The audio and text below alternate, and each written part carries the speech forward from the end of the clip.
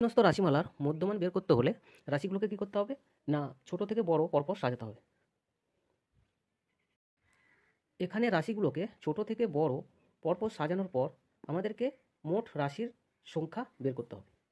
তাহলে এখানটা আমরা লিখতে পারি কি এন বা মোট রাশির সংখ্যা। এখানে মোট রাশি কতগুলো আছে না 1 2 3 4 5 6 7 8 8টা আছে।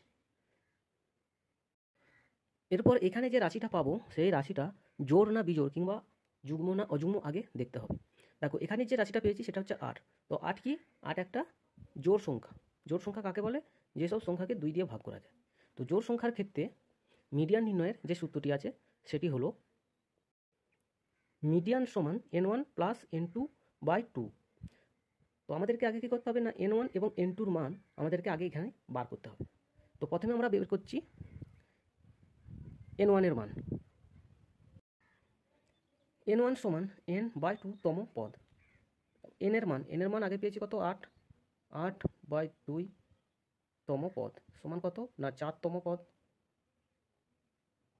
এরপর হচ্ছে কি n2-র মান বের করব। তো n2 সমান কি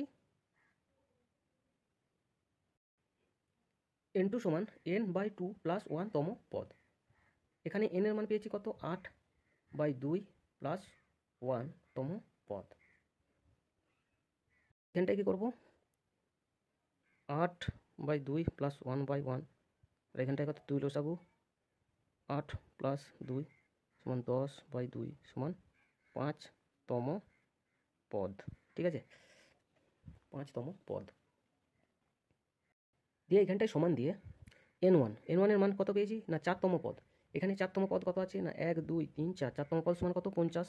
তো এখানটায় লিখবো 50। তো n1-এর মান কত পেলাম এখানে 50 প্লাস n2 মানে কত 5তম পদ।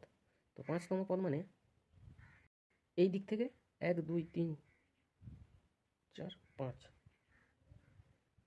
সরি 5তম পদ মানে এই দিক থেকে 1 2 3 4 5 মানে 55। 5তম পদ মানে কত না 55তম পদ। তাহলে এখানটা লিখবো কত না 55। আরেকবার বলে দিচ্ছি 4তম পদ মানে এই দিক থেকে 1 2 3 4 1 2 3 4 আর 5তম পদ মানে 1 2 3 4 5। ঠিক আছে তো এই দুটোকে ক্যালকুলেশন করব।